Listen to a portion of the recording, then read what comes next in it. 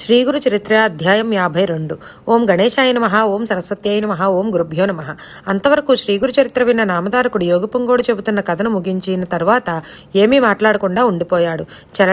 చలనం లేని శిలాప్రతిమలా ఉండిపోయాడు. అతని కన్నుల నుండి మాత్రం ఆనంద బాష్పాలు రాలుతున్నాయి. అతని శరీరం అంతా కంపించిపోతుంది.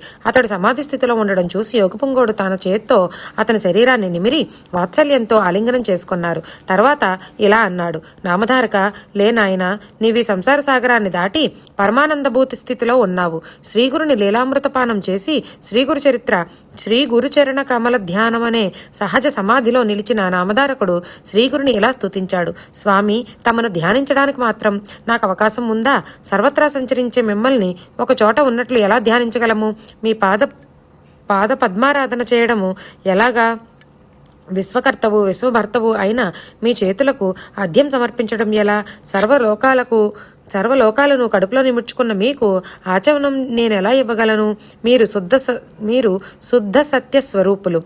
మీ స్మరణయే లోకాలను పావనం చేస్తూ ఉంటే మీకు స్నానం చేయించగలనా? ఈ ఆకాశమే శరీరంగా గల మీకు నేను సమర్పించగల వస్త్రముందా? చతుర్ముఖ బ్రహ్మ పుట్టుకకు కారకులైన మీకు మాత్రం ఏమి చేయగలను?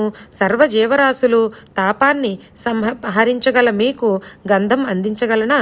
ఇచ్చలేని మీకు ఏ పువ్వులు సమర్పించగలను? ఆత్మానంద స్వరూపులైన మీకు నేను సమర్పింపదగిన ధూపం ఎక్కడుంది? పరంజ్యోతి స్వరూప, మీ మహిమ కీర్తిస్తూ ఉంటే మీకు నీరాజనం ఎలా ఇవ్వాలో, మిమ్మల్ని ఎలా స్తుతించాలో నాకు తెలియడం లేదు అని అంటున్నాడు. యోగపుంగోడు సంతోషంతో నవ్వుకుంటూ, నామధారక, నీవి నిశ్చల సమాధిలో ఉండిపోతే ఈ జగత్తును ఉద్ధరించేదెలా?